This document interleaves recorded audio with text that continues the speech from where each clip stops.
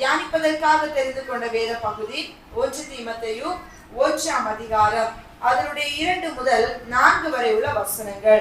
1 தீமோத்தேயு 1ஆம் அதிகாரம் 2 முதல் 4 வரை உள்ள வசனங்கள். விசுவாசத்தில் உத்தம குமாரனாகிய தீமோத்தேயுக்கு எழுதுகிறதாவது, நம்முடைய பிதாவாகிய தேவனாலும் நம்முடைய கர்த்தராகிய கிறிஸ்து இயேசுவினாலும் கிருபையும் இரக்கமும் சமாதானமும் உண்டாவதாக வேற்றுமையான உபதேசங்களை போதியாத படிக்கும் விசுவாசத்தினால் விளங்கும் தெய்வீக பக்தி விருத்திக்கு ஏதுவாயிராமல் தர்க்கங்களுக்கு ஏதுவாய் இருக்கிற கட்டுக்கதைகளையும் முடிவில்லாத வம்ச வரலாறுகளையும் கவனியாத படிக்கும் நீ சிலருக்கு கட்டளையிடும் பொருட்டாக நான் மக்கெதோனியாவுக்கு போகும்போது உன்னை எபேசு பட்டணத்தில் இருக்க வேண்டிக் கொண்டபடியே செய்வாயாக. அல்லேலூயா. இங்கே பவுல் தீமோத்தேயுவை தன்னுடைய குமாரன் என்று சொல்லுகின்றார். எதற்காக? சத்தியத்தை போதிக்கும்படியாக அவருக்கு அவ்விடத்திலே ஒரு வாய்ப்பை கொடுக்கிறதை பார்க்கின்றோம். பவுல் எபேசு பட்டணத்தில் ஏற்கனவே 3 வருடங்கள் தேவனுடைய ஊழியத்தை அந்த எபேசு சபையிலே அவர் செய்து கொண்டிருந்தார். ஆனாலும் அந்த எபேசு சபைக்குள்ளே, எபேசு பட்டணத்திலே துருபதேசங்கள், மாயையான பலவிதமான போதனைகள் அந்த சபைக்குள்ளே நுழைந்திருக்கிறது. அங்கே தந்திரமாக பல பேர் தங்களுடைய கட்டுக்கதைகளை எல்லாம் கூறி பலவிதமான தவறான உபதேசங்களை பரப்பி ஜனங்களை சத்தியத்தை விட்டு விலகி போகும்படி பல காரியங்களை செய்து கொண்டிருக்கிறாங்க. அதனால நான் மக்கெதோனியாவுக்கு போனாலும் நீ எங்க இருக்க வேண்டும்? நீ எபேசு சபையிலே இருந்து அங்கே தீமையான உபதேசங்கள் சபைக்குள்ளே வராமல் இருக்கும்படி, அவ்விடத்திலே ஜனங்கள் தவறான வழிகளுக்குள் போகாதபடி உன்னை சத்தியத்தை காத்து கொள்வதற்காக எபேசு பட்டணத்திலே இருக்கும்படிக்கும் அங்கே இருந்து என் வார்த்தைகளை, சத்திய வார்த்தைகளை காத்துக்கொள் என்று சொல்லி தீமோத்தேயுவுக்கு பவுல் இடுகின்ற கட்டளைகளை பார்க்கின்றோம். எனக்கு அன்புக்குரியவர்களே, இன்றைக்கு நம்ம எதை குறித்து தியானிக்கிறோம் என்றால், சத்தியத்தை பாதுகாப்பதற்காக தேவன் நம்மை நிறுத்தி இருக்கின்றார். சத்தியத்தை பாதுகாக்கும் ஒரு உன்னத பொறுப்பை நம் ஒவ்வொரு மேலும் தேவன் வைத்திருக்கின்றார். நம்ம நினைக்கலாம், நம்ம எப்படி சத்தியத்தை காத்துக்கொள்ள முடியும் என்று. இந்த உலகம் கடைசி ஒரு காலத்திற்கு நேராக, தேவனுடைய வருகைக்கு நேராக வைக்கப்பட்டிருக்கிறது. தேசமெங்கிலும் வருகையின் அடையாளங்கள் பல கோணத்திலே நடந்து கொண்டிருக்கிறது. ஒவ்வொரு காரியங்களை பார்க்கிற பொழுதும் நமக்குள்ளே வரக்கூடிய ஒரு சிந்தனை என்ன தெரியுமா? இன்னும் அதிகமாய் தேவனோடு நம்ம இணைந்திருந்தால் மட்டும்தான் தேவனுடைய வருகையிலே நாம் காணப்பட முடியுமே தவிர, உலகத்தாரை போல உலக மனிதர்கள் சொல்லுகின்ற வார்த்தைகளை கேட்டு நம்ம ஒரு வாழ்க்கைக்கு நேராக போக போக போக நம்ம வாழ்க்கை சத்தியத்தை விட்டு விலகுகிற பொழுது தேவன் நம்மை உங்களை அறியேன் என்று சொல்லக்கூடிய ஒரு நிலைமைக்குள்ளே வந்து விடுவோம். ஆகையினால் இன்னைக்கு தேவன் நம்மளோடு கூட என்ன சொல்லுகிறார் என்றால், நீங்கள் அறிந்து கொண்ட சத்தியத்தை நீங்கள் காத்து கொண்டு மற்றவர்களையும் அந்த சத்தியத்துக்குள் நிலைநிறுத்தும்படியாக நமக்குள்ளே ஒரு அழைப்பை வைக்கின்றார். அந்த இடத்துல முதல்ல நீங்க வாசிக்கின்ற பொழுது அதே இடத்திலே 4வது வசனத்திலே அவர் என்ன சொல்லுகின்றார்? நான் மக்கெதோனியாவுக்கு போகும்போது உன்னை எபேசு பட்டணத்தில் இருக்க வேண்டிக் கொண்டேன், அப்படியே நீ செய்வாயாக என்று சொல்லுகின்றார். அவர் என்ன தெரியுமா சொல்லுகின்றார்? நீ எபேசு பட்டணத்திலே இரு என்று அந்த தீமோத்தேயுவுக்கு ஒரு கட்டளையை தேவன் விதிக்கின்றார். அன்புக்குரியவர்களே, நம்ம வாழ்க்கையில சில நேரங்கள்ல நமக்கு வேற எங்கேயாவது போனா நல்லா இருக்குமே, வேற ஏதாவது ஒரு இடத்திற்கு போனா நல்லா இருக்குமே, அந்த காரியத்தை செய்தால் நல்லா இருக்குமே என்று நமக்குள்ளே ஒரு சுய விருப்பம் இருப்பது இயல்பு. ஆமாவா இல்லையா? ஒரு காரியத்தை, ஒரு நல்ல காரியங்களாக இருந்தாலும் சரி, ஒரு பொருள் வாங்குகிறதாக இருந்தாலும் சரி, எந்த ஒரு நிகழ்வை செய்யும் என்பதாக நமக்குள்ளே ஒரு சுய விருப்பம் எழும்பும். இதை செய்தால், இப்படி செய்தால் நல்லா இருக்குமே என்று தோன்றும். ஆனால் ஆண்டவர் எப்பொழுதுமே நம்ம சுய விருப்பத்தை அவர் நிறைவேற்றும்படியாக கடந்து வருகிறவர் அல்ல. தேவனுடைய சித்தமும் திட்டமும் நம்முடைய வாழ்க்கையில என்ன இருக்கிறதோ அதை தான் அவர் நிறைவேற்றும்படியாக கடந்து வருகிறவர். இங்கே நாட்கள்ல தீமோத்தேயுவுக்கு எபேசு பட்டணத்துல இருந்து ஊழியம் செய்ய வேண்டும் என்பது ஒரு வாஞ்சியாக இருந்ததா தெரியல. ஆனா பவுல் என்ன கேட்கிறாரு, நீ அங்க போன்னு அவர் சொல்லல, அங்க போய் இதை செய்ய உனக்கு விருப்பமானு கேட்கல, நீ அந்த பட்டணத்திலே சென்று அந்த சபையிலே நீ இருந்துதான் ஆக வேண்டும் என்று அவர் கட்டளையோடு கூட அந்த வார்த்தைகளை சொல்லுகின்றார். அந்த கட்டளை தீமோத்தேயுவை தேவனுடைய ஊழியத்திற்கு நேராக பயன்படுத்தி அநேகரை உபதேசங்களில் நின்று காப்பாற்றும்படிக்கு அமைந்தது. நண்புக்குரியவர்களை, சில நேரங்களில் நம்ம இருக்கிற இடம் நமக்கே பிடிக்காம இருக்கும். நம்ம விருப்பமே இல்லாம தான் வந்து உட்கார்ந்து இருப்போம், விருப்பமே இல்லாம அந்த காரியத்தை செய்வோம், விருப்பமே இல்லாம அவங்க சொன்னதுனால, அவங்க இந்த காரியத்தை கட்டளை இட்டதுனால நான் செய்கிறேன்னு சொல்லிட்டு செய்கிறவங்க அநேகர் உண்டு இல்லையா? யோசேப்பு விருப்பத்தோடு தான் சிறைச்சாலைக்குள்ள உட்கார்ந்து இருந்தாரா? யாருக்காவது சிறைக்குள்ள இருக்கிறது பிடிக்குமா? யாருக்குமே பிடிக்காது. ஆனா ஆண்டவர் பிடிக்காத ஒன்றை, விருப்பமற்ற ஒன்றை யோசேப்பினுடைய வாழ்க்கையில அனுமதித்தார். நீ போய் சிறைக்குள்ள உட்காருன்னு சொல்லிட்டு அவர் அந்த வாழ்க்கையில பிரச்சனை வரும் முன்னாடியே காப்பாற்றி இருக்கலாம். ஆனா ஆண்டவர் காப்பாற்றல, நீ போ சிறைக்குள்ளன்னு அனுமதித்தார். அந்த சிறைதான் அரண்மனைக்கு போகின்ற வாசலாக அமைந்தது. ஆண்டவர் யோசேப்பை சிறைக்குள்ளே அனுப்பினதற்கு ஒரு நோக்கம் இருந்தது. எஸ்தரை அரண்மனைக்குள்ளே தேவன் கொண்டு போனதற்கு ஒரு நோக்கம் இருந்தது. எதற்காக? யூத ஜனங்களை காப்பாற்றுவதற்காக. ஆண்டவராகிய இயேசு கிறிஸ்து சிலுவையிலே அறையப்படுவதற்கு ஒரு நோக்கம் இருந்தது. எதற்காக? இந்த மனுக்குலத்தின் பாவங்கள் நிவர்த்தி செய்து ஜனங்களை பாவத்திலிருந்து சாபத்திலிருந்து மீட்டு எடுத்து நித்திய ராஜ்யத்திலே பங்குள்ளவர்களாக மாற்றும்படியாக. ஆகையினால் நம்ம வாழ்க்கையில தேவன் ஒரு காரியத்தை செய்யும் படிக்கும், ஒரு இடத்திற்கு போகும் படிக்கும், ஒரு இடத்திலே கொண்டு நிறுத்தி இருக்கிறார் என்றால் அதற்கான ஒரு காரணம் இருக்குமே தவிர, ஒரு நோக்கம் இருக்குமே தவிர, தேவன் நோக்கமற்று ஒரு காரணமின்றி எந்த இடத்திலேயும் தேவன் நம்மை கொண்டு சேர்ப்பது இல்லை. அல்லேலூயா. இன்றைக்கும் தேவன் நம்மை இந்த இடத்துல கொண்டு உட்கார வைத்திருக்கிறார் என்றால் அதற்கென்று ஒரு நோக்கம் உண்டு. இன்னைக்கு நம்ம இருக்கிற இடத்தை நினைத்து குறை சொல்லக்கூடாது. ஆண்டவர் என்னை இந்த குடும்பத்துல கொண்டு போய் சேர்த்திருக்கிறாரு, என்ன போய் இப்பேற்பட்ட ஒரு வேலையை செய்ய வைத்திருக்கின்றாரு, எனக்கு இப்பேற்பட்ட ஒரு ஆலயத்தை கொடுத்திருக்கிறாருன்னு சொல்லிட்டு நம்ம இருக்கிற இடத்தை குறை சொல்லாம, என் கர்த்தர் என்னை கொண்டு இந்த குடும்பத்திலே, இந்த வேலையிலே, இந்த ஆலயத்திலே என்னை கொண்டு சேர்த்திருக்கிறாரே என்றால் அதற்கு என்று ஒரு நோக்கம் உண்டு. அல்லேலூயா. அந்த நோக்கத்திற்கு நேராக நான் பயணிக்க பயணிக்க பயணிக்க அந்த நோக்கத்தை ஒரு நாள் செயலின் மூலம் என் கண்கள் காணும்படி என் கர்த்தர் வைப்பார் என்று நீங்கள் அதனை உறுதியான விசுவாசத்தோடு கூட அந்த பயணத்தை மேற்கொள்ளுகின்ற பொழுது நிச்சயமாகவே ஒரு தீமோத்தேயுவின் மூலம் ஒரு பெரிய மாற்றத்தை தேசத்திலே கொண்டு வந்த கர்த்தர் உங்கள் வாழ்க்கையிலும், உங்களுடைய வேலையிலும், உங்களுடைய குடும்பத்திலும், உங்களுடைய ஆவிக்குரிய வாழ்க்கையிலும் தேவன் ஒரு பெரிய ஒரு மாற்றத்தை கட்டளையிடுவார். அல்லேலூயா. அதே 3வது வசனத்தை மறுபடியும் வாசியுங்கள். வேற்றுமையான உபதேசங்களை போதியாதபடிக்கு விசுவாசத்தினாலே விளங்கும் தெய்வீக பக்தி விருத்திக்கு ஏதுவாயிராமல் தர்க்கங்களுக்கு ஏதுவாய் இருக்கிற கட்டுக்கதைகளையும் முடிவில்லாத வம்ச வரலாறுகளையும் கவனியாத படிக்கும் நீ சிலருக்கு கட்டளையிடு என்று சொல்லுகின்றார். அல்லேலூயா. கட்டளையிடு என்று சொல்லுகின்றார். நல்லா பாருங்க, பவுல் என்ன சொல்லுகிறாருன்னா, நீ அந்த சபைக்குள்ள போய் மற்றவங்க கிட்ட இப்படி செய்யாதீங்க, இப்படி இருக்காதீங்க, இத மாறுங்க இப்படின்னு போய் நீ பாலிஷ் போட போக நான் உன்னை போக சொல்லல, கட்டளையா சொல்லு. இப்பேற்பட்ட ஒரு வாழ்க்கை நீங்க வாழக்கூடாது, இப்பேற்பட்ட பேச்ச நீங்க பேசக்கூடாது, இப்பேற்பட்ட கட்டு கதைகளுக்கு நீங்க இடம் கொடுக்க கூடாது, இப்பேற்பட்ட உபதேசங்களுக்கு உங்கள் வாழ்வின் வழிகளை நீங்கள் ஒப்பு கொடுக்க கூடாதுன்னு சொல்லிட்டு உறுதியாக சொல், வைராக்கியமாக சொல், கடிந்து கொண்டு சொல், அவர்கள் கேட்கும்படி சொல் என்று சொல்லி தேவன் அந்த இடத்திலே பவுலின் மூலமாக தீமோத்தேயுவை அனுப்பி வைக்கின்றார்.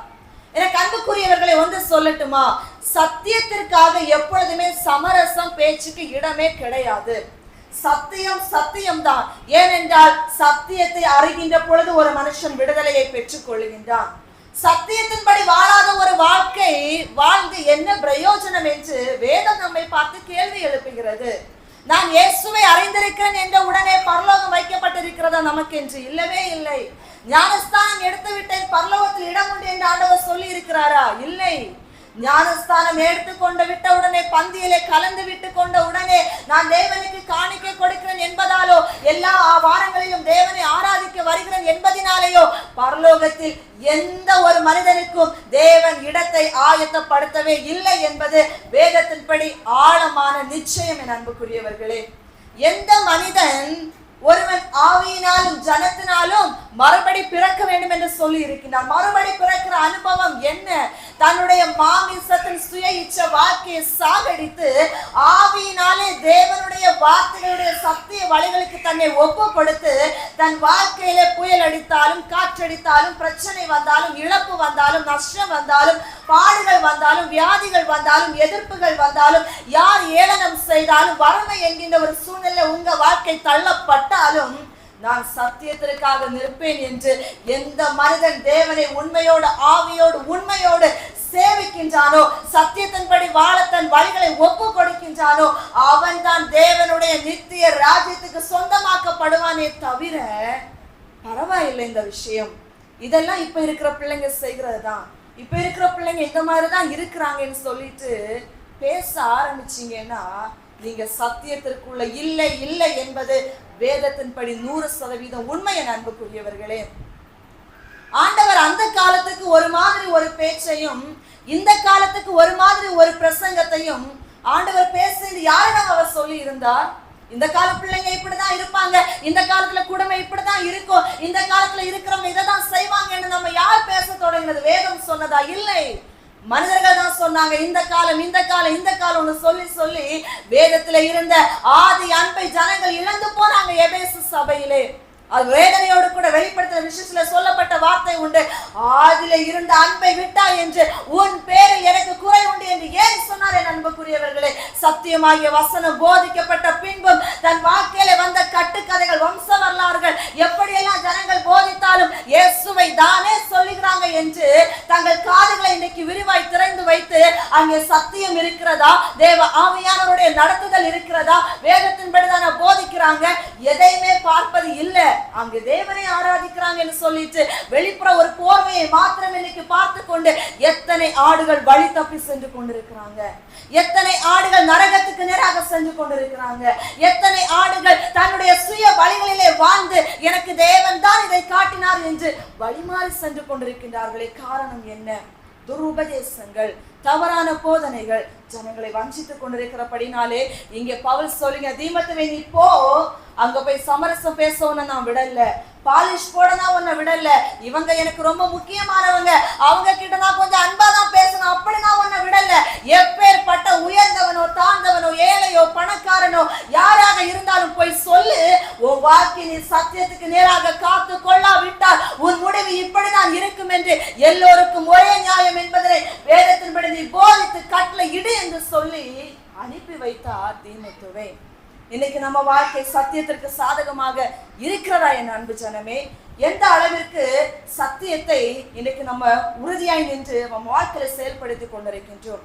சத்தியத்தை போதிப்பதற்காக கொடுத்த அதிகாரத்தை எந்த அளவிற்கு பயன்படுத்துகின்றோம்? எந்த ஒரு தேவ பிள்ளை ஆனாலும் சரி, தேவனுடைய ஊழியக்காரன் ஆனாலும் சரி, அவன் மனுஷனை பிரியப்படுத்த அழைக்கப்பட்டவன் அல்ல, தேவனை பிரியப்படுத்த அழைக்கப்பட்டவன், தேவனுடைய நாமத்தை உயர்த்த அழைக்கப்பட்டவன். மனுஷனை பிரியப்படுத்த பிரியப்படுத்த பிரியப்படுத்த அவனுடைய ஊழியம், அவனுடைய வாழ்க்கை தேவனுக்கு எதிராக இருக்கிறது என்பதனை ஒவ்வொருவரும் உணர்ந்து கொள்ள வேண்டும். ஏதோ ஒரு ஊழியனை மாத்திரம் போய் சத்தியத்தை சொல்ல ஆண்டவர் சொல்லல, எல்லா விசுவாசிக்கும் தேவன் அந்த கடமையை கொடுத்திருக்கின்றார். இன்னைக்கு உங்களை ஒரு இடத்துல கத்த நிறுத்தி இருக்கலாம், அந்த இடத்துல சத்தியத்தை எந்த அளவுக்கு நீங்க உறுதியாக பிடித்து கொள்ளுகிறீங்க, எந்த அளவிற்கு மற்றவர்களுக்கு அதை பிரதிபலிக்கிறீங்க. மோசே பார்வோனுக்கு முன்னால போய் நின்னாரு. அங்க போய் நான் மோசே வந்திருக்கிறேன்னு அவர் பேசல. அவர் எப்படி பேசினார்? கர்த்தர் என்னை அனுப்பினார், கர்த்தர் இதை சொல்லுகிறார் என்று பார்வோனை பார்த்தோ, அங்க இருந்த படையை பார்த்தோ அந்த தேவனுடைய மனுஷன் பயப்படல. அதிகாரத்தோடும் துணிச்சலோடும் பேசினார். அந்த பார்வோனுக்கு முன்பதாக போய் நின்று கொண்டு. இன்னைக்கு நம்ம வாழ்க்கையில ஒரு மனுஷனை பார்த்து ஒரு அதிகாரத்துல யாரா இருக்கட்டும்ங்க, கர்த்தருடைய வார்த்தைக்கு இப்படிதான் வாழணும்னு ஒரு அனுபவம் நமக்கு கொடுத்திருக்கிறாருன்னா, ஒரு மனுஷனை பார்த்து பயந்து இன்னைக்கு சத்தியத்தை விட்டு விலகி போகிறோமே, தேவன் அதற்கு நம்ம நிச்சயமா தேவனுக்கு நாம் பதில் சொல்லி ஆக வேண்டும். நாத்தான் தீர்க்கதரிசியை பாருங்க, தப்பு பண்ணது ராஜா. யாரு? தாவீது ராஜா தப்பு பண்ணாரு. ஆண்டவர் நாத்தான் தீர்க்கதரிசி அனுப்புகின்றார் தாவீது ராஜாவுக்கு முன்பதாக போய் நிற்கும்படிக்கு. ராஜா தப்பு பண்ணியிருக்காரு. நம்ம இதை சொன்னா ஒருவேளை நம்முடைய தலை பெயருமோன்னு அவர் நினைக்கல. தப்பு பண்ணது ராஜாவானாலும், சத்தியத்திற்கு கீழ்ப்படியாமல் போனது ராஜாவானாலும், சொல்ல வேண்டியது என் கடமை என்று தீர்க்கதரிசி தைரியமா போய் நின்று சொல்லுகின்றார், நீ தப்பு பண்ணிட்டேன்னு. ஞானஸ்தானம் நாட்கள்ல கொடுத்த யோவான் ஏரோது ராஜா பண்ண தப்பை வெளிப்படையாய் சொன்னார். தலை போனது. போச்சா இல்லையா? உயிர் போச்சு. ஆனா அவருக்குள்ள என்ன சந்தோஷம் தெரியுமா இருந்திருக்கும்? என் தலை போனாலும் சத்தியம் போகவில்லை. சத்தியத்தை நான் இழக்கல. என் உயிர் போனது, ஆனா நான் சத்தியத்தை இழக்கல. ஆண்டவராகிய இயேசு கிறிஸ்து அவர் 33 வருடங்கள் இந்த உலகத்திலே வாழ்ந்து ஒரு மனிதனுடைய ரூபத்தோடு கூட வாழ்ந்து ஊழியம் செய்தார். அவர் ஊழியம் செய்த அத்தனை நாட்களிலும் சத்தியத்தை அழகாக அவர் பிரசங்கித்தார். பரிசேயர்கள் வந்தாங்க, நியாயசாஸ்திரிகள் வந்தாங்க, அரசாங்கத்துல இருக்கிறவங்க வந்தாங்க, யாருக்குமே அவர் பயப்படல. உள்ளதை உள்ளதாக போதித்தார். அவருக்கு எதிராளிகள் அநேகம் எழும்பினாங்க, சிலுவை அவருக்கு கொடுத்தாங்க. ஆனால் அவர் சத்தியத்தை இழக்கல. ஹல்லேலூயா. இன்னைக்கு நம்ம வாழ்க்கையில ஆண்டவர் கேட்கிறாரு, நீ சத்தியத்துக்குள்ள நிலை நிற்கின்றாயா? சத்தியத்தை எந்த அளவிற்கு நீ காத்து கொண்டு வாழுகின்றாய்? சத்தியத்தை காக்காவிட்டால் வாழ்க்கையில பிரயோஜனமே இல்லை என் அன்புக்குரியவர்களே. ஏனென்றால் ஒரு விதையின் உவமையை இயேசு கிறிஸ்து சொல்லுகின்ற பொழுது கூட, விதையாகிய வசனத்தை நான் விதைக்கின்றேன், விதையாகிய வார்த்தைகளை விதைக்கின்றேன், ஆனால் பலன் கொடுக்கத்தக்க விதை எங்கே இருக்கிறது தெரியுமா? இருதயமாகிய நல்ல நிலத்தில் விதைக்கப்பட்ட விதையாகிய வசனம் மாத்திரமே அது பலன் கொடுக்குமே தவிர, தன் வாழ்க்கையில நான் வந்துட்டேன், நான் கேட்டுட்டேன், நான் போறேன்னு சொல்லிட்டு வழியருகே விதைக்கப்பட்டவங்களை போல, முட்களுக்கிடையே விதைக்கப்பட்டவர்களை போல, பாறைகளுக்கிடையே விதைக்கப்பட்டவர்களை போல நம்ம வாழ்க்கை இருக்குமானால் இந்நாளுடைய பிரசங்கம் அல்ல, இனி வருகின்ற நாட்களுடைய பிரசங்கம் கேட்டாலும் எந்த பிரயோஜனம் இல்லை என் அன்புக்குரியவர்களே. இருதயமாகிய நிலத்திலே ஒவ்வொரு நாளும் கேட்கப்படுகின்ற வார்த்தைகளை நாம பண்படுத்தி பாதுகாத்துக் கொள்ள வேண்டும். ஏனென்றால் பிசாசானவன் எப்பொழுது களையை விதைக்கலாம், எப்பொழுது வஞ்சிக்கலாம், எப்படி தேவனுடைய வார்த்தைகளை விட்டு வழிமாற பண்ணலாம் என்று அவனுடைய ஆளுகை நம்மை சுற்றிலும் நடந்து கொண்டே இருக்கிறது. ஆதலால் அந்த ஆளுகைக்கு நீங்கள் உங்களை தப்புவித்துக் கொண்டு வசனம் வேர்கொண்டு எழும்ப வேண்டுமானால் நீங்கள் உங்களுடைய இருதயமாகிய நல்ல நிலத்தை எப்பொழுதும் சத்தியத்தினால் வேறு எடுத்து காத்துக்கொண்டே ஆக வேண்டும். அல்லேலூயா. சத்தியத்திற்காக நிற்கிற பொழுது யாருமே உங்களை சப்போர்ட் பண்ண மாட்டாங்க, எதிர்ப்பு நிச்சயமா வரும். நோவா சத்தியத்தை சொல்லி பிரசங்கித்த பேழையை கட்டினாரு. யார் இங்க ஆதரவா நின்னாங்க? யாராவது நின்னாங்களா? அவர் பல வருடங்கள் கட்டினார். ஏதோ விஞ்ஞானிகள் சொல்றாங்க 75 வருடம் அவர் கட்டினார் என்று. எத்தனை வருடம் கட்டினாரோ, ஆனால் எல்லாருமே அவர் கேலி செஞ்சிருப்பாங்க. ஆனா அந்த ஒரு மனுஷன் சத்தியத்தை வார்த்தையின்படி கீழ்ப்படிந்து நின்றார். அந்த மனுஷனுடைய தலை உயர்த்தப்பட்டது. எரேமியா சத்தியத்திற்காக நின்றார், அவரை சிறையிலே போட்டாங்க. ஸ்தோவான் சத்தியத்திற்காக நின்றார், கல்லறிந்து கொன்றாங்க. இயேசு சத்தியத்திற்காக நின்றார், அவரை சிலுவையில அறைந்தாங்க. நாமும் சத்தியத்திற்காக நிற்க நிற்க நம்முடைய வாழ்க்கையில சந்தோஷம் வருமா, பிரச்சனை வருமா? எந்த அளவுக்கு பிரச்சனை வரும் தெரியுமா?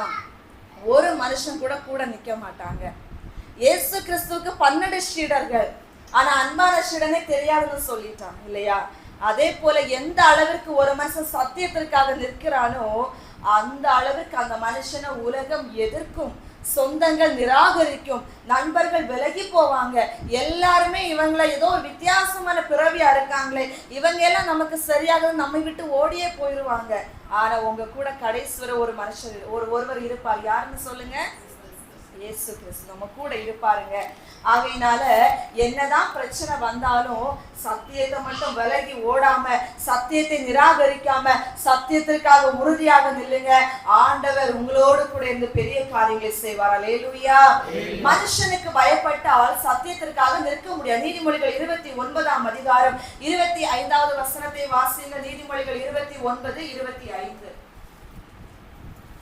மனுஷனுக்கு பயப்படும் பயம் கண்ணியை வருவிக்கும், கர்த்தரை நம்புகிறவனோ உயர்ந்த அடைக்கலத்திலே வைக்கப்படுவான். மனுஷருக்கு பயப்படுகிற பயம் கண்ணியை வரவழைக்கும், கர்த்தருக்கு பயப்படுகிறவனை அவர் உயர்ந்த அடைக்கலத்திலே வைப்பாராம். அல்லேலூயா, அல்லேலூயா. கர்த்தருக்கு பயப்படுகிற அந்த பயம் தான் உண்மையாக சத்தியத்திற்குள் நிற்கிற ஒரு மனுஷனுக்கு தேவை. யாருக்கெல்லாம் சத்தியத்தை சொல்ல பயமா இருக்கு? மனுஷங்க ஏதாவது சொல்லிடுவாங்க. யாராவது இருக்கீங்களா? கரங்களை உயர்த்துங்க. இல்ல, சத்தியத்தை நான் சொல்றதுக்கு எனக்கு ஆசையா இருக்குன்னு எத்தனை பேர் இருக்கிறீங்க? அல்லேலூயா. கை பாதி இருக்க கூடாது, முழு கை இருக்க. அல்லேலூயா. நம்ம ஒரு மருத்துவரை குறித்து ஈஸியா இன்ட்ரோடியூஸ் பண்ணுவோம், ஆமாவா இல்லையா? சொல்லியிருக்கீங்களா?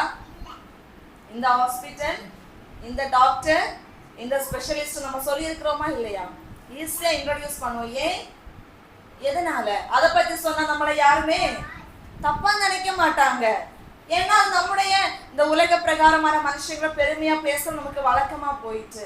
ஆனா யாராவது உங்ககிட்ட வந்து ஒரு பிரச்சனைய சொல்லும் போது டாக்டர் சொல்லாம, லாயர்ஸ் சொல்லாம, ஜட்ஜ சொல்லாம, போலீஸ் ஸ்டேஷனை சொல்லாம எத்தனை பேர் இயேசுவை சொல்லி இருக்கிறீங்க? அல்லேலூயா.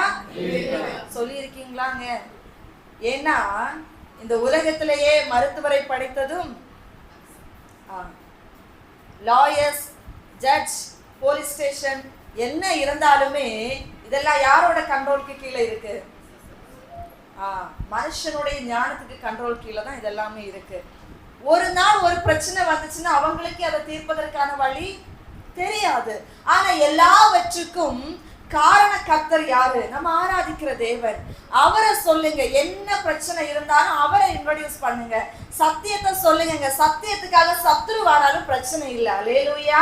இயேசுவை நீங்க ஒரு மனுஷங்கிட்ட சொல்லி அவருடைய வழிகளில் வான்னு அழைக்கும் போது ஒரு மனுஷங்க உங்களை நிராகரிச்சா டோன்ட் வெரி, சந்தோஷமா இருங்க. ஏசப்பாவை சொன்னதுனால நீ என்ன வெறுத்தேன்னா நான் பாக்கியவான் என்று எண்ணுகிறேன் என்று நீங்கள் உங்க வாழ்க்கையில சந்தோஷப்படணும். உங்களை ஒரு குடும்பத்துல ஆண்டவர் வச்சிருக்கிறாரு. உங்க வீட்டுல உங்க சொந்தங்கள், உங்களுக்கு என்னது மாமனார் இருக்கலாம், மாமியார் இருக்கலாம், என்னது இன்னும் சொந்த பந்தங்கள் நிறைய பேர் இருப்பாங்க இல்லையா? அப்ப நீங்க நினைக்கலாம், என்ன ஆண்டவர் ஆராதிக்கிற என்ன எதுக்கு இந்த புலி கூட்டுல கொண்டு ஆண்டவர் நிறுத்தினாரு? சிலவங்களுக்கு கொஸ்டின் இருக்கும், அப்படிதானே? நான் ஆண்டவருடைய பிள்ளை, என்ன எதுக்கு இந்த புலி கூட்டுல கொண்டு நிறுத்தினாரு? எப்போ பாரு பிரச்சனையாவே இருக்கு. அங்க ஆண்டவரை நான் ஆராதிக்க முடியல, கர்த்தருக்கு உண்மையா வாழ முடியல. ஒண்ணு சொல்லட்டுமா? ஆண்டியோ, அங்கிளோ, அம்மாவோ, அப்பாவோ யாரா இருந்தாலும் சரிதான், ஆண்டவருடைய வார்த்தைக்கு எதிராக நிக்கிறாங்கன்னா அவங்களுடைய அப்பேற்பட்ட வார்த்தைகள் நமக்கு முக்கியமானது அல்ல. அவங்க கிட்ட தேவனுடைய வார்த்தைக்காக எதிர்த்து நிற்பதுல எந்த பிரச்சனையும் இல்லை. வேதம் நமக்கு அதை கற்றுக் கொடுக்கிறது, ஆமாவா இல்லையா? தேவனுக்கு கீழ்ப்படிந்தீர்கள், பிசாசுக்கு நீங்க நினைக்கலாம் அப்ப நீங்க பிசாசுன்னு அவங்கள சொல்லிங்களா? அப்ப அவங்கள பிசாசுன்னு சொல்லல.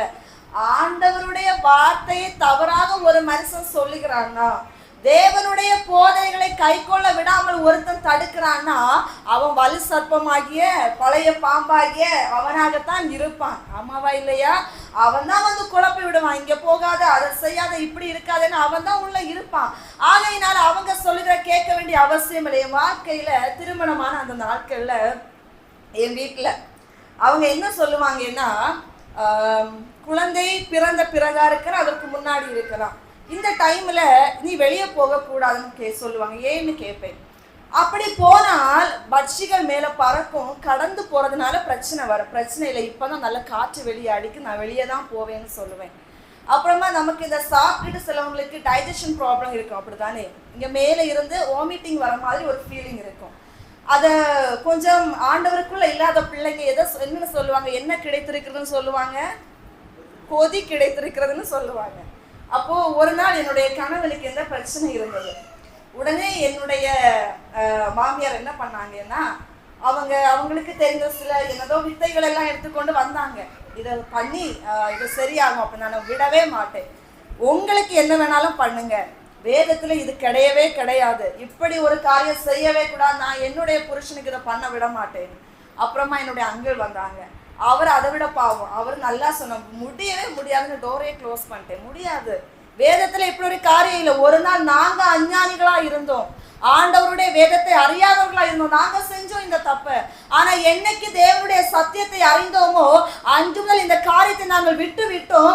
இது நமக்குரியது அல்ல, இதை நான் செய்யவே மாட்டேன் என்று நான் பிடிவாதமாக நின்றேன். ஒரு நாள் சொன்னாங்க, 2 நாள் சொன்னாங்க, பைபிள் அது இருக்கான்னு கேட்டாங்க, இருக்கு, மனுஷனுடைய பாரம்பரியங்களை கை கொள்ள கூடாதுன்னு இருக்கு, நான் செய்ய மாட்டேன்னு சொன்னேன். விட்டுட்டு போயிட்டாங்க. 2 நாள் பேசல, நான் பிரச்சனை, நான் போய் பேசுவேன், கண்டுகொள்ளல. அதுக்கப்புறமா என் பிள்ளை பிறந்துச்சு. வெளியே கூட்டிட்டு போனா இந்த மீன் சமைக்கிற அந்த பேரு மறந்துடுச்சு, மீன் பாத்திரம் இருக்குல்ல, மண் சட்டி, அதுல என்ன இருக்கும், நம்ம விறகு அடுப்புல வச்சு சமைக்கும் போது கறி இருக்கும் தானே. வெளியே எடுத்துட்டு போனா அந்த கறியை எடுத்து எங்கேயாவது ஒரு இடத்துல வைக்கணும், வச்சா பிரச்சனை இல்லைன்னு சொன்னாங்க. என் பிள்ளைக்கு மேல நான் சாதாரணமா கண்மை கூட என் பிள்ளைக்கு நான் போட மாட்டேன். என் பிள்ளைக்கு இந்த கறியை தேய்க்க முடியவே முடியாது, நான் போடவே விட மாட்டேன், வாய்ப்பே இல்லை. உங்களுடைய வேற யாருக்காவது போடணுமா போட்டுட்டு போங்க, என் பிள்ளைக்கு நான் ஆண்டவருடைய சமூகத்துல ஜெபித்து தான் வெளியே கொண்டு போறேன். எந்த பிரச்சனை வந்தாலும் அவர் தான் உத்தரவாதம், நான் இந்த காரியத்தை செய்ய மாட்டேன். அதுக்கும் பிரச்சனை பரவாயில்ல, சொல்லிட்டு போங்க, நான் வேற நீங்க எதை சொல்லுங்க, நான் கீழ்ப்படுகிறேன். ஆனா வேதத்திற்கு முரணான ஒரு காரியத்தை நீங்க சொல்லுவீங்கன்னா நான் கேட்கவே மாட்டேன், நான் அதற்கு செவி கொடுக்கவும் மாட்டேன், நான் உறுதியாக நின்றேன். இப்படி ஒவ்வொரு காரியத்தையும் கேட்க கேட்க ஒரு நாள் எங்கிட்ட ரொம்ப பேசிட்டே இருந்தாங்க. நான் கேட்கறேன், நீங்க இப்ப என்ன பண்ணிட்டு இருக்கீங்க? மோஸ்ட் கிளாஸஸ் ப்ரேயர் கேட்கிறேன். அவர் இப்படியா உங்களுக்கு போதிக்கிறாருன்னு கேட்டேன்.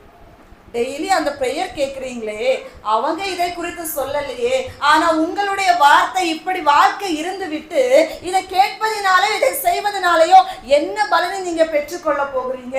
எதை செய்தாலும் நீங்கள் தேவனுடைய நாம மகிமைக்கென்று செய்யுங்க, இல்லைன்னா செஞ்சு பிரயோஜனமே இல்லை என்று சொல்லி நான் என்னுடைய வாழ்நாட்களை அவங்களோடு கூட இந்த ஒவ்வொரு நாட்களிலும் எங்களுக்குள்ளே சின்ன சின்ன பிரச்சனை வருகிறது என்றால் எல்லாமே வேதத்தின் அடிப்படையிலான காரியங்களை மாத்திரமே தவிர வேறு எதற்கான அவங்க கூட நின்று சத்தம் போட்டு பேசுறது கூட கிடையாது. எப்பவுமே தான் சொல்லுவேன், வேதத்துல இதான் சொல்லி இருக்கு, வசனம் இதான் சொல்லுது, இப்படிதான் வாழணும்னு ஆண்டவர் கற்றுக் கொடுத்திருக்காங்க, இதை மீறி ஒரு வாழ்க்கை எனக்கு தேவை இல்லை என்று சொல்லி நான் அநேக நாட்கள் அவங்களோடு கூட பேசுறேன். அன்பு ஜனமே, இன்னைக்கு உங்களோட ஒரு வீட்டுல வைத்திருக்கலாம், ஒரு வேலை ஸ்தலத்துல உங்களை வைத்திருக்கலாம், ஏதோ ஒரு காரியம் சத்தியத்திற்கு முரணாய் உங்களை வாழும்படிக்கு அநேக காரியங்கள் அந்த இடத்துல கிரியை செய்யலாம்.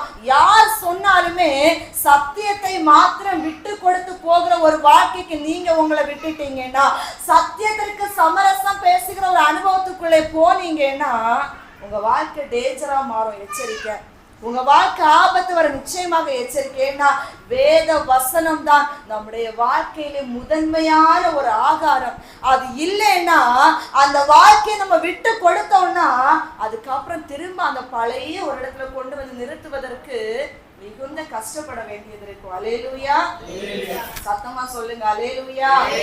ஆகையினாலதான் ஆண்டவர் உங்களை ஒரு இடத்துல கொண்டு நிலைநிறுத்தி இருக்காருன்னா, உங்களுக்கு ஒரு தாளந்துகளை கொடுத்திருக்கிறாருன்னா, உங்களுக்கு ஒரு அதிகாரத்தை கொடுத்திருக்கிறாருன்னா, ஒரு குடும்பத்தை நடத்துறீங்களா, ஒரு வேலையை நடத்துறீங்களா, இல்ல ஏதோ ஒரு காரியத்துல நீங்க இருக்கிறீங்களா, அந்த இடத்துல சத்தியத்திற்குரிய பிள்ளைகளாய் வெளிச்சத்தின் பிள்ளைகளாய் வாழுங்க.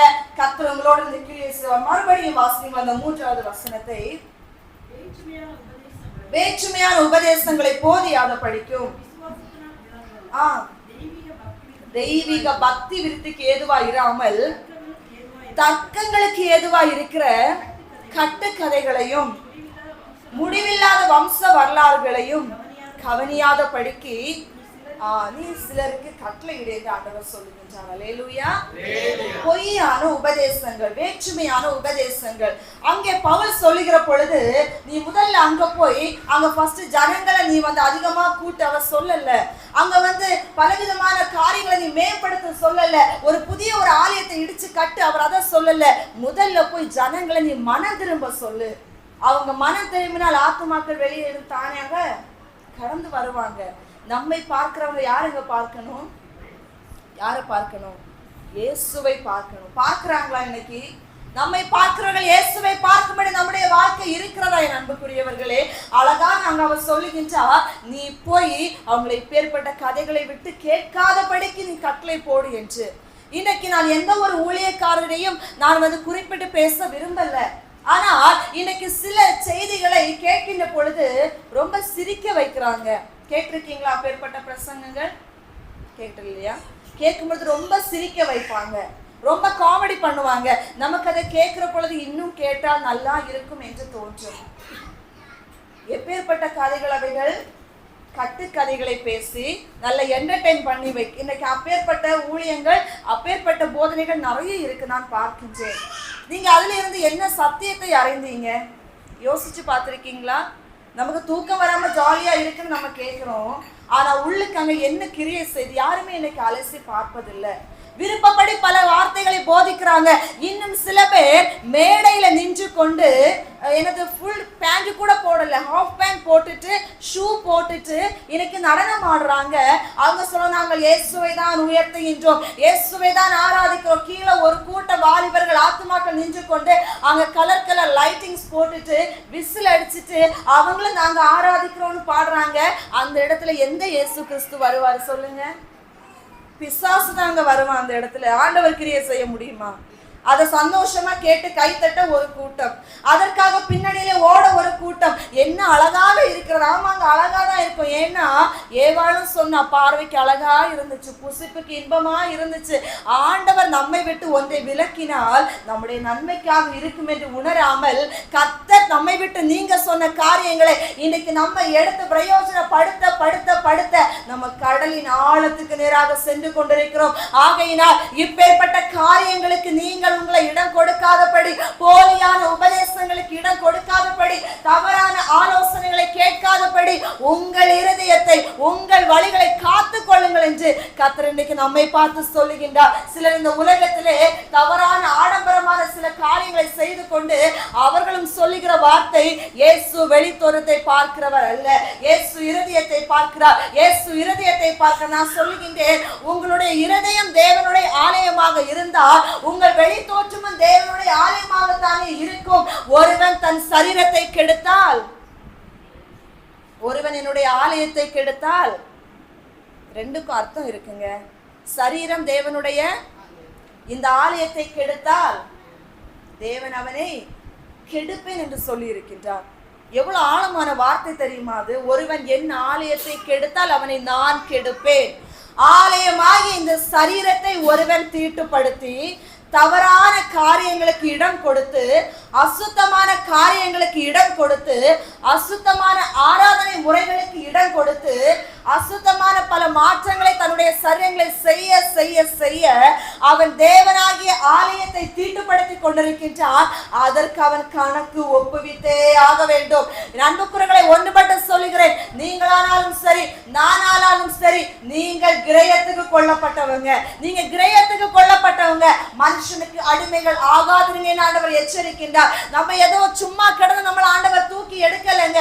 பாவத்துல கிடந்தோம், அசுத்தத்துல கிடந்தோம், கீழ்ப்படியாம போனோம், பலவிதமான மறைமுகமான பாவத்துக்கு நம்முடைய வாழ்க்கை இடம் கொடுத்தோம், தேவனை உண்மையா தேட மறந்தோம், சுய வழிகள்ல போய் பல பாவத்துல மாட்டிக்கொண்டோம். அப்பேற்பட்ட பாவ அழுக்குல கிடந்த நம்மை மீட்டு எடுக்கணும்னா ஒரு கிரயம் கொடுத்தே ஆக வேண்டும். அந்த கிரயமாகத்தான் ஆண்டவராகிய இயேசு கிறிஸ்து தன் ஜீவனை கொடுத்தார், தன் இரத்தத்தை கொடுத்தார், தன் உயிரையே நமக்கென்று கொடுத்து அந்த கிரயத்தை கொடுத்து தான் அந்த சாத்தானுடைய அடிமைத்தனத்தில் இருந்து நம்மை வெளியே மீட்டு கொண்டு வந்து நிறுத்தி இருக்கின்றார்.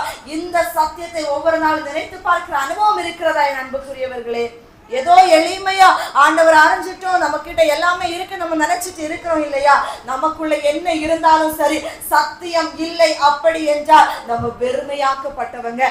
எத்தனை பேர் இன்று லாபமான அனைத்தையும் இயேசுவுக்காக நஷ்டம் என்று கருதுவர்கள் எத்தனை பேர் அன்புக்குரியவர்களே? ஓய்வு நாளை அசட்டை பண்ணக்கூடாது. முதலாவது தேவனுடைய ராஜ்யம், முதலாவது தேவனுடைய நீதி, அதற்கு பிறகுதான் இந்த உலக காரியங்கள். நமக்கு கொடுக்கப்பட்ட காரியம், நம்முடைய குடும்பமா இருக்கலாம், நம்முடைய வேலையா இருக்கலாம், நம்ம கொடுக்கப்பட்ட என்ன விஷயமா இருக்கலாம், ஆண்டவரை தேடாம இந்த உலக காரியங்களுக்கு இடம் கொடுத்தால் அது நமக்கு லாபம் அல்ல நஷ்டம் என்று வேதம் சொல்லுகிறது. பவுல் அழகா சொல்லுவாரு, லாபமான அனைத்தையும் அனைத்தையும் என் இயேசுவுக்காக நஷ்டம் என்றும் குப்பை என்றும் கருதுகின்றேன். நான் பரம அழைப்பின் பந்தய பொருளுக்காக அந்த இலக்கை நோக்கி என்னுடைய பயணத்தை நான் ஒப்புவிக்கின்றேன், அதற்காக என்னுடைய வாழ்க்கை நான் முழுவதுமாக ஒப்படைத்து விட்டேன், இந்த உலகத்தில் உள்ள எதுவுமே எனக்கு மேன்மை ஆனது அல்லவென்று. யார் இன்னைக்கு அப்படி நினைக்கிறாங்க? எல்லாருமே தன்னுடைய சுய காரியங்களை தான் இன்னைக்கு முதல்ல நினைச்சு பார்க்கறாங்க. என் பிள்ளைகள், என் குடும்பம், என் வழிகள், எனக்கான காரியங்கள். இதற்கு பிறகுதானே ஆண்டவரை நினைக்கிறோம், ஜெபத்தை நினைக்கிறோம், வேதத்தை நினைக்கிறோம். அதனால தானே ஆண்டவர் நமக்கு நன்மை செய்யும் இன்னைக்கு தாமதமாக பார்த்து கொண்டிருக்கின்றார். எந்த ஒரு மனிதன் முதலாவது ஆண்டவரை வைக்கின்றானோ அவனை ஒருவேளை உலகம் எதிர்க்கலாம், சொந்தங்கள் எதிர்க்கலாம், எல்லாரும் நம்மை ஒரு விதமான வேண்டாதவர்களை நிராகரிக்கலாம். ஆனா நீங்க தேவனுக்குள்ளே அதே வார்த்தைகளோடு கூட நிலைத்து இருந்தீர்களே ஆனால் கர்த்தர் உங்களோடு கூட இந்த பெரிய காரியங்களை செய்வார். அல்லேலூயா. இந்த தவறான போதனைகளை நம்ம எப்படி கண்டுபிடிப்பது? வேதத்துல நம்ம அதை குறித்து நம்ம தியானிக்கின்ற பொழுது எந்த ஒரு மனிதன் வேதத்தோடு கூட இணைந்து வாழுகின்றானோ அந்த மனிதனுக்கு ஆண்டவர் அந்த ஞானத்தை கொடுக்கின்றார். கர்த்தருக்கு பயப்படுதலே ஞானத்தின் ஆரம்பம். அல்லேலூயா. ஒரு சின்ன ஒரு கப் இருக்குன்னு வச்சுக்கோங்க. அந்த கப்பு நிறைய தண்ணி வச்சிருக்கீங்க. அதுல ஒரே ஒரு துளி, ஒரு டிராப் வந்து பாய்சன், ஒரே ஒரு சின்ன துளி விஷத்தை நீங்க விடுறீங்க. அந்த தண்ணியை குடிப்பீங்களா? இன்ஃபேக்ட் நீங்க குடிச்சா என்ன ஆகும்? விஷம் உள்ள போயிருமா இல்லையா? அப்போ ஒரு கப்பு தண்ணிக்கு ஒரு டிராப் விஷமே என்ன ஆகுது? தீமைய கொடுக்குது. தேனா இருந்தாலும் ஆண்டவர் சொல்லி இருக்காரு, அளவோடு தேன் இருக்குன்னு டப்பாவோட கொண்டு குடிச்சிடாதீங்க, கம்மியா குடிங்க. அது ஆண்டவர் சொல்ற, அளவுக்கு மிஞ்சினால் அது உலகம் சொன்னது. வேதமும் சொல்லுது, தேனை கண்டுபிடித்தாயே ஆனால் மட்டாய் சாப்பிடு, மிதமிஞ்சி சாப்பிட்டால் சொல்லுங்க வாந்தி பண்ணுவாய். வாந்தி தான் வரும். ஏன்னா தேன் மருந்தா இருந்தாலுமே லிமிட் இருக்கு, மிஞ்சி போனா பிரச்சனை. அதே போல ஆண்டவர் சொல்றாரு, தவறான போதனை உன் வாழ்க்கையில ஒரு பாட்டு உள்ள வந்தாலே போதும், உன் வழியே மாறி போயிடும். நீ எங்க போறேன்னு உனக்கே தெரியாது. அப்புறமா உன் கண்கள் எல்லாம், ஆவிக்குரிய கண்கள் எல்லாம் மூடப்பட்டு உன் வழிகள் எல்லாம் பிசகி தாறுமாறாக உன்னுடைய வாழ்க்கை மாற்றப்படும். ஆகையினால் ஒரு மனிதன் தவறான போதனைகளுக்கு எச்சரிக்கையா இருந்து சத்தியத்திற்குள் நிலைத்திருக்கணும்னா அவன் வேதத்தை நன்கு ஆராய்ந்து அறிந்து படித்து தேறினவனாக இருக்க வேண்டும். அல்லேலூயா. வேதத்தை கையில வச்சிருக்கிறீங்க, போன வாரம் வாங்கிட்டு போனீங்க. எத்தனை பேர் நல்லா படிச்சீங்க? அல்லேலூயா. எத்தனை அதிகாரம் படிச்சீங்க? 1 2 7 நாட்கள் இல்லையா? 7 அதிகாரம் முடிச்சீங்களா? அல்லேலூயா. இல்லையா? ஒரு வசனமாவது இல்ல. அன்புக்குரியவர்களே, திரும்ப நான் சொல்றேன், இந்த மாதத்துல இருந்தாவது மத்தேயு சுவிசேஷத்தை முடிக்கணும்னு சொல்றேன். அதுல இருந்து கொஸ்டின்ஸ் போட்டுட்டு இருக்காங்க. அப்படியாவது படிக்கட்டுமேன்னு சொல்லிட்டு. ஏன்னா தாகம் உள்ள ஆத்துமாவை தான் ஆண்டவர் நிரப்ப முடியும், திருப்தி ஆக்க முடியும். வாஞ்சை இல்லாம அடுத்த வாரம் போகும்போது எடுத்துட்டு போகலாம். அங்க இருக்கட்டும்னு டிராயர்ல கொண்டு வைக்கிறீங்களோ இல்ல ஓட்டிட்டு போற வண்டிக்கு சீட்டுக்கு அடியில வைக்கிறீங்களோ அதெல்லாம் எனக்கு தெரியாது. எங்க வச்சுட்டு எங்க இருந்து எடுத்துட்டு வரீங்களோ ஆண்டவருக்கு தெரியும். நீங்க கொண்டு வைத்தாலும் எப்படி எடுத்துட்டு வரீங்கன்னு அவருக்கு தெரியும்.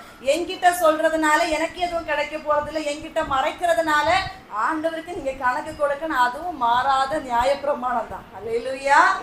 அதனால அன்புக்குரியவர்களே, வேதத்துல நம்ம தெளிவா இருந்தா நம்மளை யாரும் என்ன பண்ண முடியாது, ஏமாற்ற முடியாத. சத்தியம் நமக்கு எப்பொழுதுமே போதித்து கொண்டே இருக்கு. அவன் பேசுறது சரியில்லை, அவ கட்டுக்கதையை சொல்றான், தவறான ஆலோசனையை சொல்றான். இனி ஒன்று, பரிசுத்த ஆவியானவருடைய நடத்துதல் இருக்கணும். வேதம் சொல்றது சத்திய ஆவியானவர். யாரு?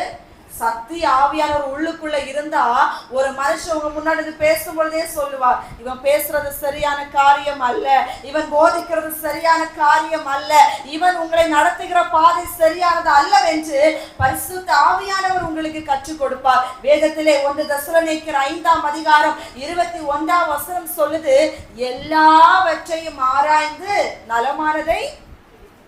இங்க இருக்கீங்களா? அல்லேலூயா. சிலருடைய சரீரம் இங்கே இருக்கிறதாயும் அவருடைய ஆவி காணாமல் போனதாயும் சிலர் இருக்கிறதை என் கண்களினால் காண்கின்றேன். 1 தெசலோனிக்கேயர் 5ஆம் அதிகாரம் 21ஆவது வசனம் சொல்லுகிறது, எல்லாவற்றையும் ஆராய்ந்து நலமானதை பிடித்து கொள்ளுங்கள் என்று. எல்லாவற்றையும் பார்க்கறது இல்லைங்க, அதுல எது நன்மையானது என்று அறிந்து நம்முடைய வாழ்க்கையில எடுத்து பிரயோஜனப்படுத்திக் கொள்ள வேண்டும். கடைசியாக ஒரு ஐக்கியத்துக்குள்ள ஒரு இருக்க வேண்டும். நம்ம வாழ்க்கை ஒரு சபை ஐக்கியத்துக்குள்ள தேவனோடு கூட உள்ள உறவுக்குள்ள இருக்க இருக்க இந்த சத்தியத்தை நம்ம நிச்சயமாக என்ன பண்ண முடியும்? தேவனோடு கூட இருந்து காத்து கொள்ள முடியும். எனவே இங்க இருக்கிறவங்க, நீங்க உங்களுக்கு கர்த்தர் இன்னைக்கு ஒரு வேலையை கொடுத்திருக்கிறார். என்ன? சத்தியத்தை பாதுகாக்கின்ற பெரிய ஒரு பொறுப்பு. சத்தியத்தை விட்டு விலகியும் போகக்கூடாது, தவறான போதனைக்கு இடம் கொடுக்க கூடாது. அதே நேரத்துல எந்த மனுஷனையும் பார்த்து மனுஷனை பிரியப்படுத்துறேன்னு சொல்லிட்டு சத்தியத்தை விட்டு விலகியும் ஓடக்கூடாது. சத்தியத்துக்குள்ள நிக்கணும், சத்தியத்தை பாதுகாக்கணும். சத்தியத்துக்காக சத்துருவான பிரச்சனை இல்லைன்னு சொல்லிட்டு தைரியமா கொடுத்த அதிகாரத்துல தேவனுக்காக செயல்படணும். கடைசியாக எல்லா காரியங்களை நிதானித்து அறிந்து கொள்ளும்படி வேதத்தை தினமும் வாசித்து தியானித்து பரிசுத்த ஆவியானவருடைய ஆளுகளை நம்முடைய வாழ்க்கையை ஒப்பு கொடுத்து எல்லாவற்றையும் அறிந்து ஆராய்ந்து தேவனோடு உள்ள ஐக்கியத்துல நம்ம உறுதிப்பட்டவங்களாக நிலை நிற்க வேண்டும். அல்லேலூயா. சந்தோஷமா இருக்கீங்களா? அல்லேலூயா. அன்புக்குரியவர்களை ஒன்று மட்டும் சொல்லி நான் முடிக்க விரும்புறேன். இந்த உலகத்துல என்னதான் நமக்கு இருந்தாலும், நமக்கு கூட இருக்கிற நம்முடைய சகோதரர்கள், சகோதரிகள், பிள்ளைகள், கணவன், மனைவி எல்லாருமே இருந்தாலுமே நியாய தீர்ப்பு நாளென்று ஒன்று அந்த நாள் வருகிற பொழுது ஆண்டவர் நம்ம கிட்ட கேட்கிற காரியம் முதலாவது, நான் போதித்தவைகளை நீ கை கொண்டு அதன்படி வாழ்ந்தாய என்று தான் கணக்கு கேட்பாரே தவிர, அவர் மீதி பின்னாடி இருக்கிற நம்ம வீட்டை எவ்வளவு அழகா வீடு கட்டணும் பார்க்க மாட்டாரு, எவ்வளவு அழகா வேலை செஞ்சோம் பார்க்க மாட்டாரு, எத்தனை பிள்ளைகளை பெற்றிருக்கிறோம் அவர் பார்க்க மாட்டாரு, எவ்வளவு டிகிரி கம்ப்ளீட் பண்ணிருக்கிறோம் பார்க்க மாட்டாரு. அவருடைய வார்த்தை தெரியுமா? இங்கதான் இருக்கு. அழகான ஒரு பாடல் உண்டு. சத்திய வாக்கை நம்பியவா, நித்திய ஜீவன் உனக்களிப்பார், உன் பேரை ஜீவ புஸ்தகத்தில் உண்மையாய் என்று எழுதிடுவார். அல்லேலூயா. எழுதிட்டாரா? இல்ல எழுதும்படி வாழ்க்கை இருக்கிறதா?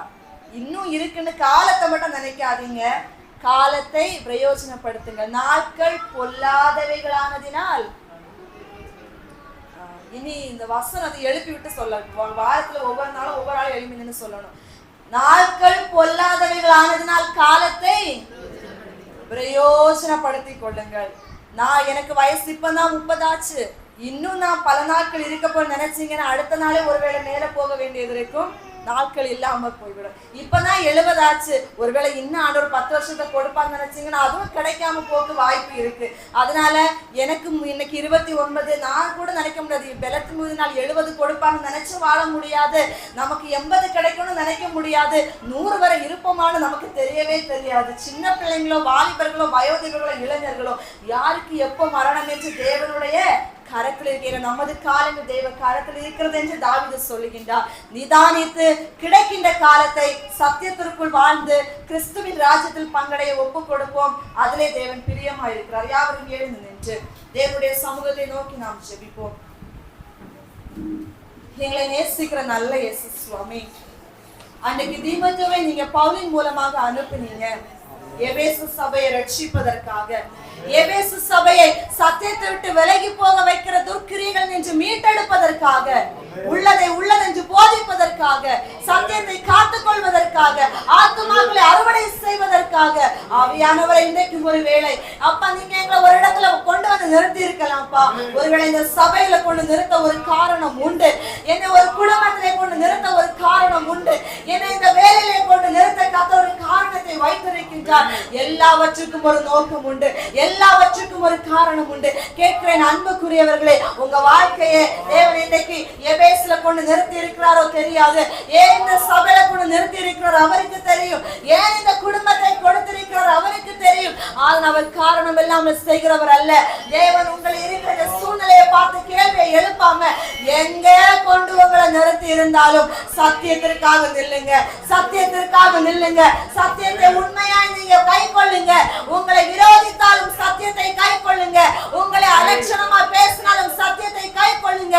ஒரு நோவாவை போல, ஒரு எரேமியாவை போல, தேவனுடைய மனுஷனாகிய தானியேலை போல, ஒரு மோசேயை போல யார் உங்களை நிராகரித்தாலும் சத்தியத்திற்காக நிற்பேன் நிற்பேன் என்று சொல்லி உறுதியாக தான் தன் உயிரை இழந்தான். ஆனா சத்தியத்தை இழக்கல. அன்புக்குரியவர்களே, உண்மையாய் வாழும் பொழுது ஒருவேளை பிரபலமாகாமல் இருக்கலாம். ஆனா உண்மையாய் வாழுகிறவன் தேவனுக்கு பிரியமானவனாக இருப்பான் என்பதுதான் வேதத்தின்படி சத்தியம். என அன்புக்குரியவர்களே, நம்ம பிரபலமாக ஆசைப்படல. நம்ம பெயரை, நம்முடைய பெயரை இந்த உலகம் சொல்ல ஆசைப்படல. உன்னதர் சொல்லணும், என் மகனே என் மகளே என்று அழைக்கணும். அவர் வருகையிலே என் மகளே, நான் நியமித்த காரியங்களை செய்து முடித்தாய், நல்ல ஓட்டத்தை ஓடி முடித்தாய் என்று நம்மை பார்த்து ஆண்டவராகிய இயேசு கிறிஸ்து அழைக்கும்படியாக சத்தியத்துக்குள்ள வாழுங்க, சத்தியத்துக்குள்ள நில்லுங்க, சத்தியத்துக்காக போராடுங்க. யார் உங்களை விட்டு போனாலும் இயேசு கிறிஸ்து உங்களை விட்டு போக மாட்டார். அவர் உங்க கூட தான் இருக்கின்றார். அவர் கொடுத்த வார்த்தைகள், நானே வழியும், நானே சத்தியமும், நானே ஜீவனுமா இருக்கிறேன் என்று உரைத்தவர் இன்றைக்கும் அவர் சொல்லுகின்றார். அவர் ஆதியும் அந்தமும் அல்பா ஒமேகாவுமானவர். அவருடைய வார்த்தைகளை உண்மையாய் கை கொள்ளுங்க. தவறான போதனைகளை கேட்டு வழிமாறி போகாதபடி தேவனுடைய சத்தியத்தை உங்கள் குடும்பத்தில், உங்கள் சபையில், உங்களோடு கர்த்தர் கொடுத்த எல்லா காரியத்திலும் நீங்கள் உறுதியாய் பற்றி கொண்டு அதை காத்து கொள்ளுகிற பொழுது நமக்கு இந்த நீதியின் கிரீடம் வைக்கப்பட்டிருக்கிறது. அதை பெற்றுக்கொள்ளும்படி ஓடுவோம். கர்த்தருடைய கரத்தினாலே ஆசீர்வாதத்தை பெறுவோம். நன்றி ஆவியானவரே.